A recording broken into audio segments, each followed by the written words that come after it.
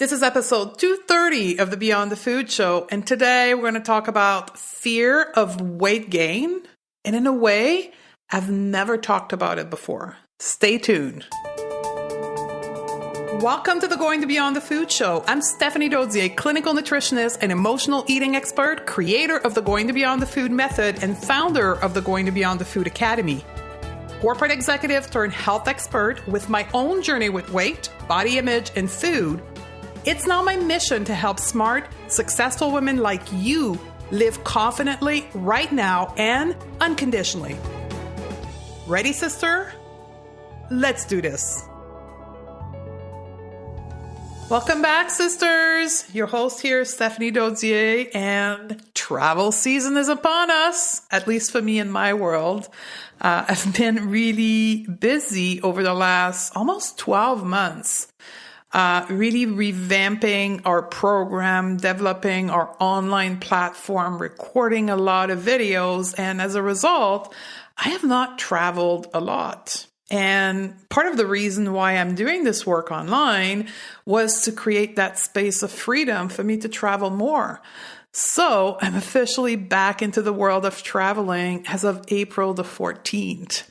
I've booked myself a 1-month travel to actually Florida. So if you are in Florida, if you're listening to this live and you are in Florida and you want to meet, reach out to me on social media and perhaps we'll get together and perhaps have a coffee.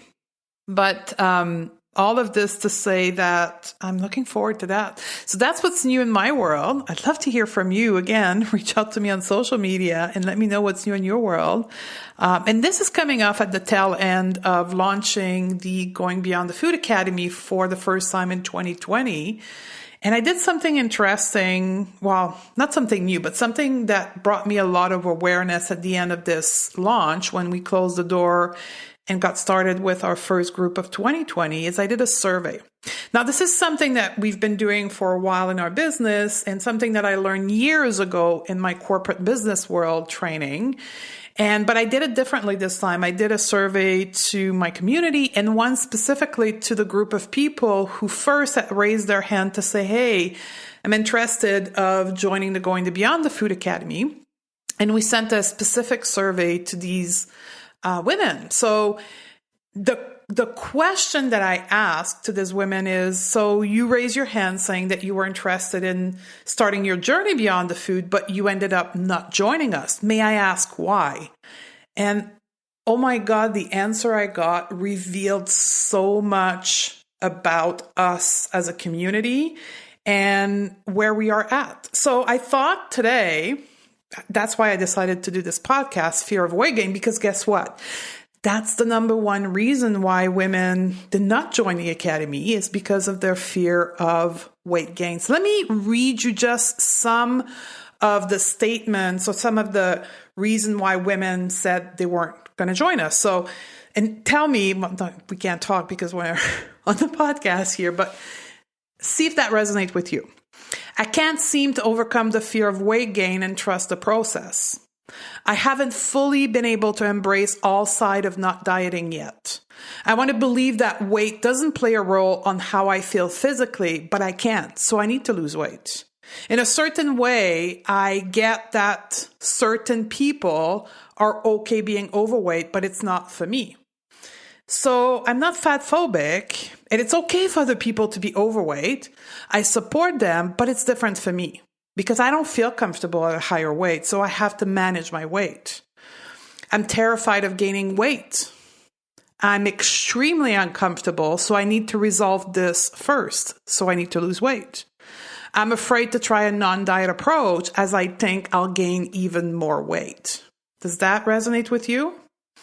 These are the women who were interested, looked into it, attended some form of marketing output that I put into the world and ended up not joining.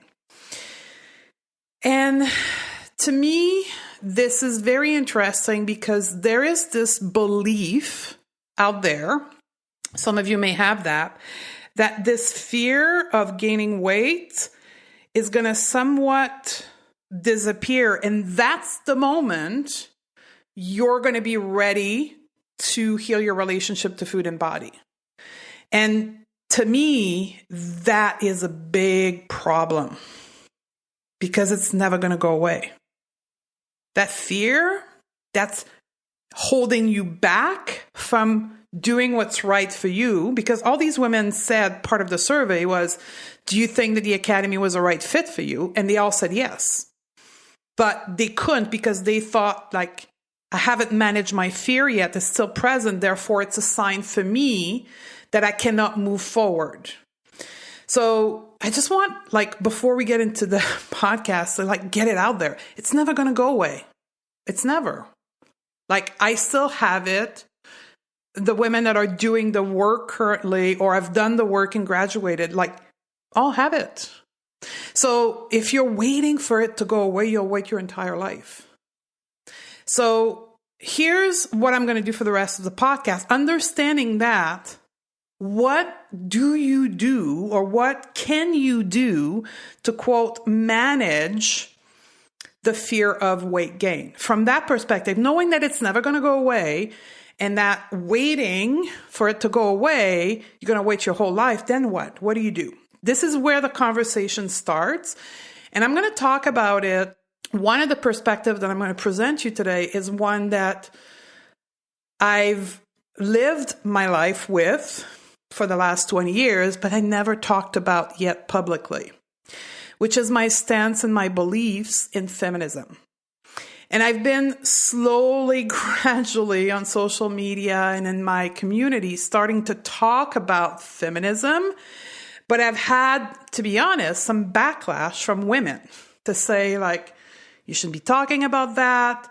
I'm not a feminist. I think feminists are bad. I don't want to hear about your message if you think you're a feminist, like all this stuff. And me, the person who knows that fear is just a sign you're getting out of your comfort zone, lived in fear of talking about feminism because of what some people have told me.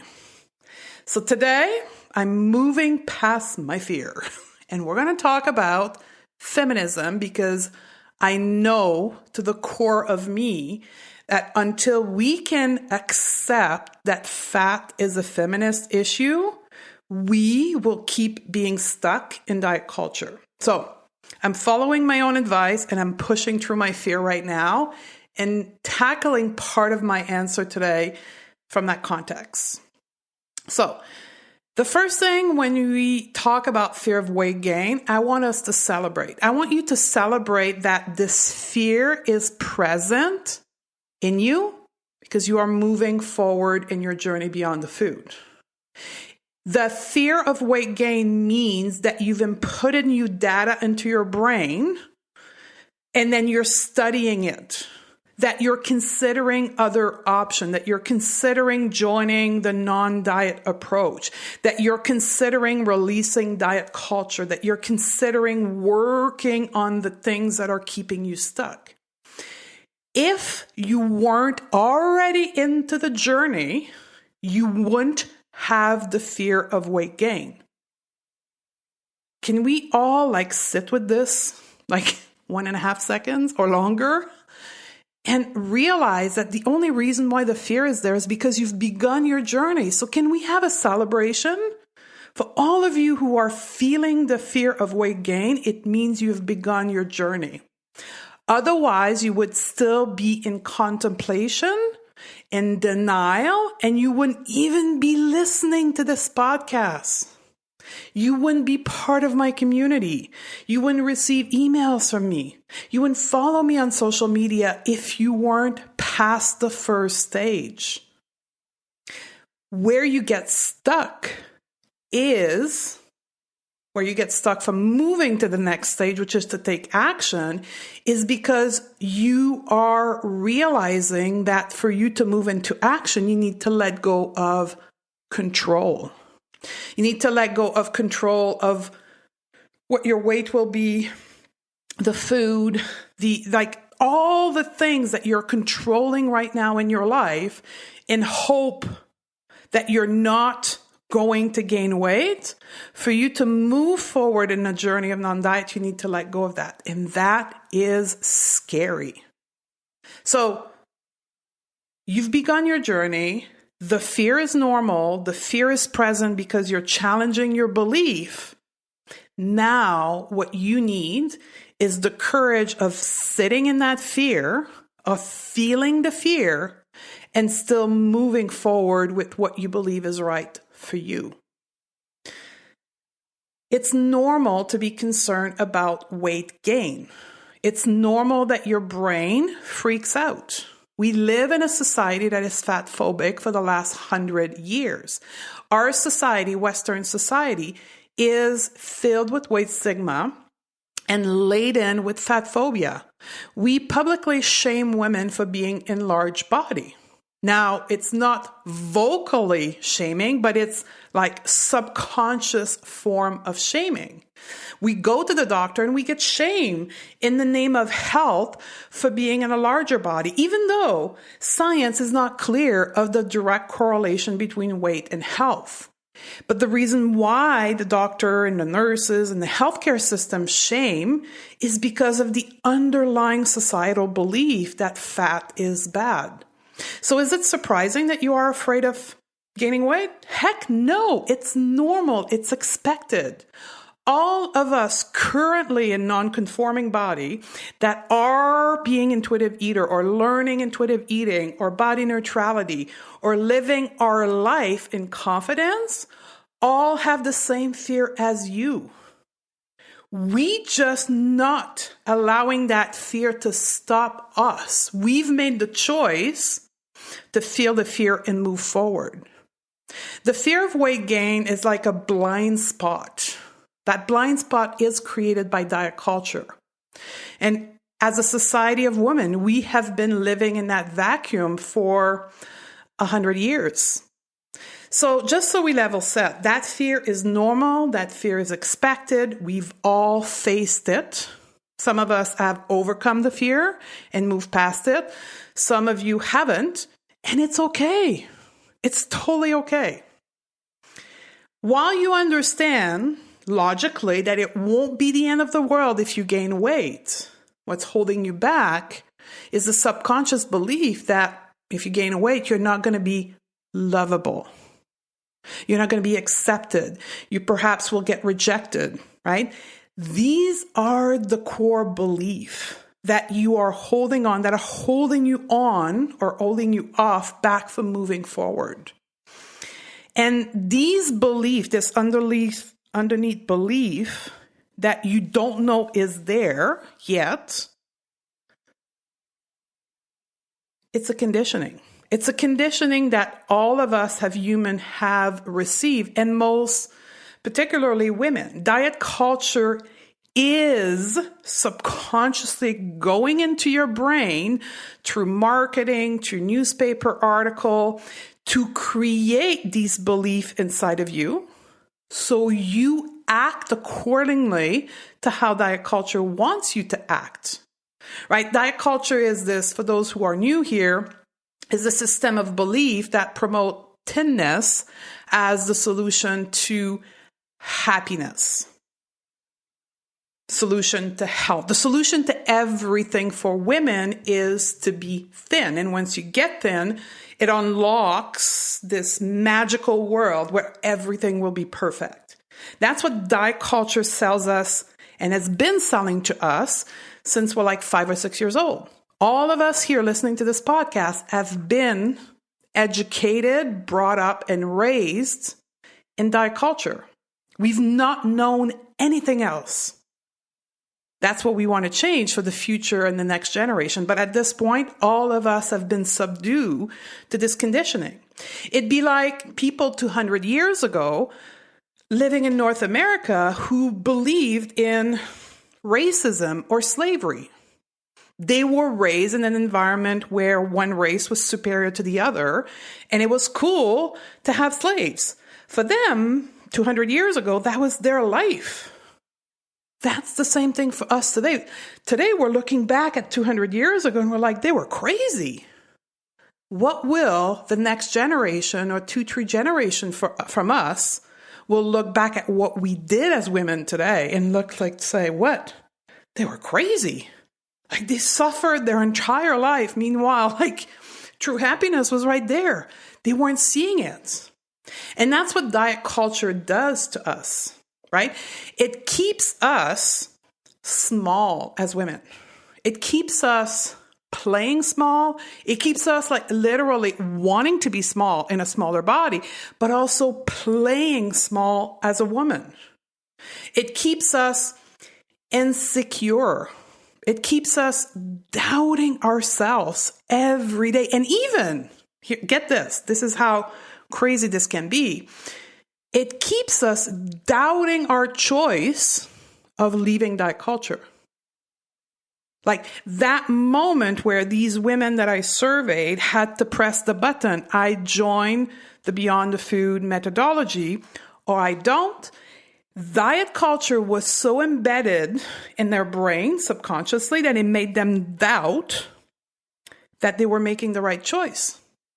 And by creating this environment in yourself, in your brain, subconsciously, diet culture keeps you in the loop. It keeps you into the loop of wanting to lose weight, being a lack of confidence in yourself, a lack of self-esteem, and playing small. So level set again. It's normal to want to lose weight.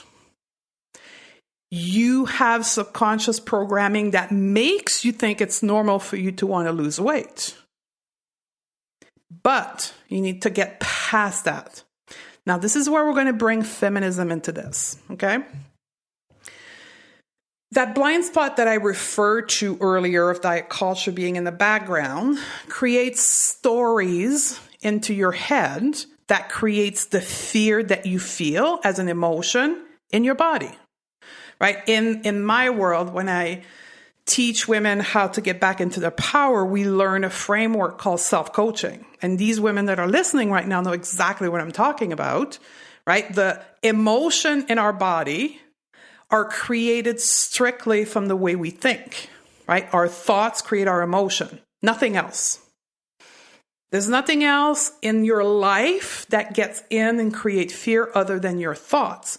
And that's what diet culture is very good at doing, is creating thoughts and stories that keeps creating the emotion of fear in your body and keep you stuck and not getting past the fear. The desire to be thin, when I said earlier is about 100 years old, began in the 1880s. If you look back at the history of empowerment of women, right, what we call feminism, and you look at it from the angle of diet culture, how was diet culture born? And how did it begin to be this thing that we all want to chase, thinness? Up to the 1880s, women were in a large body. If you attended my workshop a couple months ago called Women, Food, and Power, you saw some visual images of that. Up to then, women in large body were viewed as the ideal body. And then in 1880, there's this guy named Charles Dana Gibson, a man who drew the ideal female body. And that became what we now know as the Gibson girl. Think of the Gibson girl in 1880 as the Barbie. It was a drawing of what a woman should look like: large breasts, large hips, and a tiny, tiny, tiny, tiny waist. And that became the first layer of diet culture, because that's when printing and marketing and magazine for women were created. And that became the beginning of diet culture. We took this large body, we put it into a corset, make that teeny tiny waist, and then from there, female body became smaller and smaller and smaller. That was the kind of the birth of diet culture. Understanding that diet culture is thinness, but it's also now reforming itself in 2020 to be the achievement of superior health. So some of you listening to this podcast may not be so much concerned about thinness, but you're like, I need to be optimally healthy. Understand that diet culture for you is the optimum health. But for most women, we're still into this thinner body ideal of diet culture. So it began with the Big Gibson girl, and then from there, we've had the flapper girl in the 1920s. We've had Twiggy in the 70s. Like, we've had ideal body that have always centered around that thinness. So that's like, this is how deeply this is programmed in our brain from generation to generation to generation. So your body ideal are also coming from your mom, right? How your mom engaged with her body and your grandmother, her mother engaged with her body. This intergenerational expectation of thinness all comes from diet culture. Now, here's where it gets interesting. This invention of that thin body, that unachievable, perfect-looking body for women, is coincidental to when women wanted to gain more power. The word feminism was born in the mid-1800s when women were actively working to gain political power, meaning the right to vote. So we, a group of women, were militant into the world of getting all women the right to vote. And at the same time, the society into which we were living, patriarchy, which had no power, no political power, no economical power, no power of any kind to women. We were subdued. And then slowly we were starting to rise up and wanting to gain our power. And then diet culture started to evolve at the same time to keep us controlled, small, and focused on other things than our power. Because the reality is, when you are entrenched in diet culture, a lot of your mental space, a lot of your resources, your time, your money, your mental space, all goes in to monitoring, controlling, and trying to achieve this fitness. All these resources that you spend on getting smaller is not being spent on other part of your life, on you being in your power. You cannot work on getting into your power while being obsessed about food, exercise, and being smaller. So diet culture is very, very powerful because it did achieve exactly what it set out to be, which is to keep us powerless. And it did very well. Because we are here today talking about this, talking about all these women, you and I, that are afraid of gaining weight and are not stepping into our power because we are being kept back by this fear that really is diet culture. That's exactly how patriarchy wants us to be. Patriarchy wants us to be focused on the size of our hips and the size of our waists, and it will do anything to keep us there. And here's where it gets really crazy. I've said that twice now, but here's where it gets crazy. When you look back at the history of women's empowerment, you will also notice that at the beginning of each wave, that it is the right to vote, the right to work, the right to equal pay, and now the rise of the anti-diet movement, there is a group of women fighting against it. So when you look back at the suffragette movement, for an example, which is the beginning of the 1900s, there was a large group of women who were fighting for women not to have the right to vote. Here's a fun fact for you. In Massachusetts, USA, they polled women in 1895, and about 575,000 women went to the poll. And the question was, should women have the right to vote? Ready for this? Only 4% of the 575,000 women said yes. 96% of the women said women should not have the right to vote. Is that crazy? Like, can you think about that now? To think that women should not have the right to vote. When you look at people who study female history, and by no means am I a specialist in that, like I'm just a fan, like geeking out on books. But when you look at historians and women that have done study in that field, they explain this vote by the fear that was in women.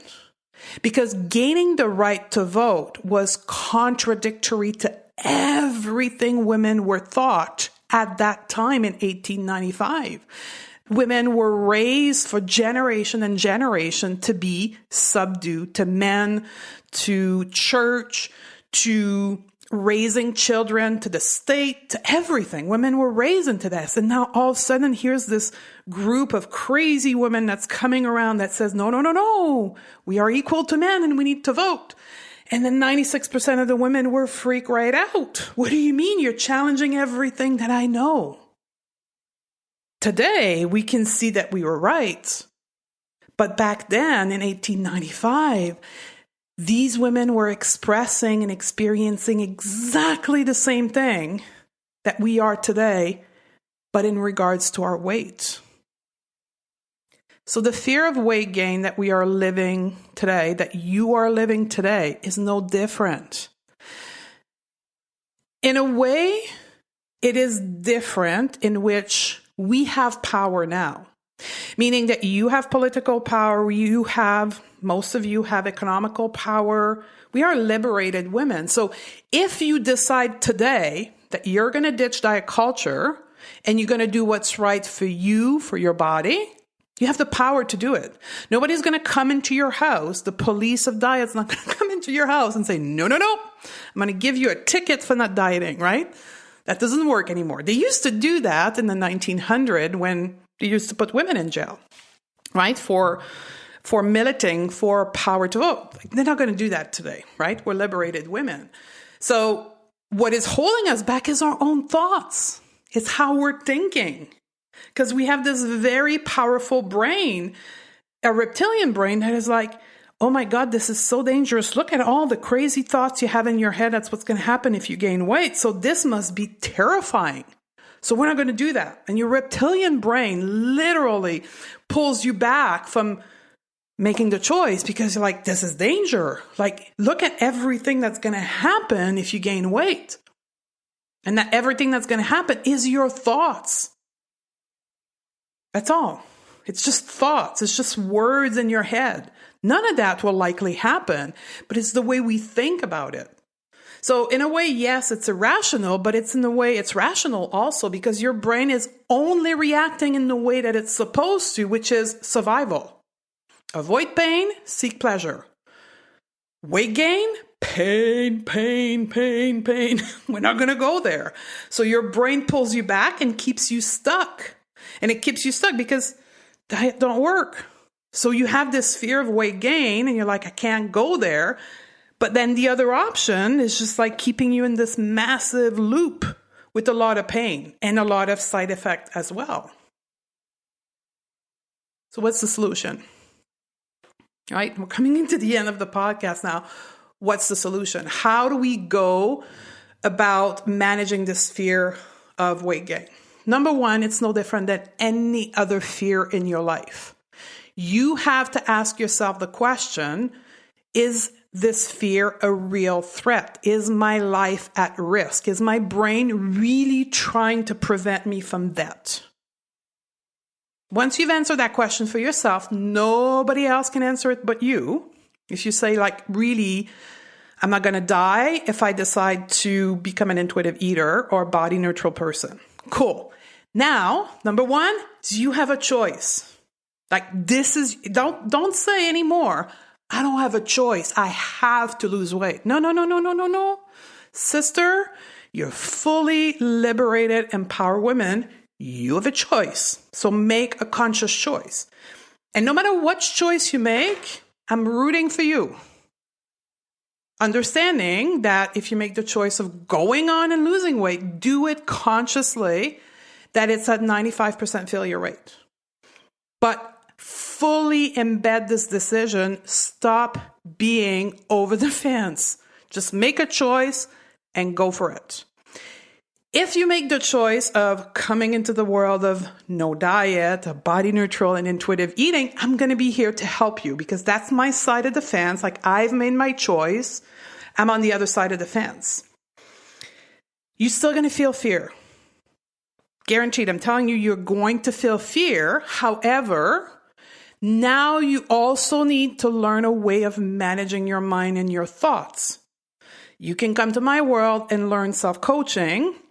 You can go and pick up a book, another course somewhere else and learn to manage your mind because that's your first barrier.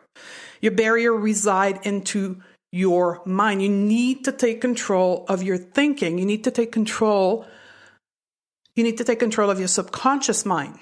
You need to take your subconscious mind away from diet culture, away from patriarchy, and you need to decide how you're going to think about your weight, your relationship to food and body, and keep reprogramming your subconscious mind. And 5, if that's where I think that's where we are. Step 5, it's okay to be afraid and do the work at the same time. All my students became in my world afraid, and they still have thoughts and desire to lose weight, but they don't act on them. Having a thought doesn't mean that you're going to take an action. You can see that thought and let it go. I still have thoughts, random thoughts that pops into my head. Just as I'm buying bathing suit to go to Florida, which I shared at the beginning of the podcast, I had a thought. Poof! You need to lose weight. I looked at the thought and I said, no thank you. Have a good day. And I let it go. I didn't act on it, right? So it's normal to be afraid. You're going to be afraid when you start your journey and just keep moving past it and focus your work, all this energy that was used to be spent on controlling your food and obsessing about your food, transfer this energy into your power, into controlling your mind. That is why it's a feminist act. Ditching diet culture is about you choosing where you're going to put your energy and the action that you're going to take. Always leaving behind perfection, right? Because again, that's the other thing that I often hear from my student. Once they're in the program, people will raise their hand and say, well, it's been like 6 weeks and I still think about wanting to lose weight. What am I doing wrong? That is the perfection mindset of diet culture that shows up into the world of Beyond the Food and says, well, you shouldn't be thinking that. Like you're doing the work now, it's supposed to go away. No, that's not how it works. I mean, I was in diet culture for 25 years. You think that it's going to take 6 weeks for me to erase this programming? No, it took years. Now I have, a thought a month. At the beginning, I perhaps had 10 thoughts a day. Right? But it's about what do we do with these thoughts, right? So here's a couple things I'd like to leave you with. I would like for you to do some self-reflection, perhaps some journaling, always with the angle of self-compassion, of being curious, so you can start exploring what's going on in your subconscious mind that creates this fear of gaining weight. So here's a couple of questions for you. Where does this fear of weight gain come from? Ask yourself that question and journal. Here's another question. Where did I learn to fear weight gain? Was it from my mom, from my school, from my girlfriend? Like, where did this notion came into my brain? Do I realize that I'm making the choice to stay stuck with this fear of weight gain? Like, ask yourself, is that a conscious choice that I'm making, or I'm only reacting to old belief that I have in my brain? Why do I believe that I will be, quote, unlovable if I gain weight? Here's the last one. What if I gain weight? Then what? What will happen? And explore all the things that is in your subconscious mind about this fear, and let it just pour out on the piece of paper. And then put your paper down and start looking at it. and look at all the nonsense, literally nonsense, that's floating in your brain that creates that fear. And I can guarantee you, just by putting it on paper, it's going to relieve 50% of it. Journaling is extremely powerful to release some of those thoughts because you can see it clearly how ridiculous some of these thoughts are. So I hope that helps you. If you found that this episode was helpful, maybe challenging, but helpful, I would love for you to share it with someone else in your life that is struggling with the exact same fear, but doesn't know how to go about it. And introduce them to my podcast and particularly to this episode. We need to help each other as women. We can't wait for patriarchy and diet culture to come in and then all of a sudden makes this knowledge aware to all women. It'll never happen. It's not going to happen, like at least for another 50 years. You and I are going to be old people rocking our rocking chairs when the 2 generations down the path will know this willingly and likely be taught that in school. But for now, we have to push this information forward from women to women. So I would love for you to share this episode. I love you, sister, and I look forward to hang out with you in the next episode.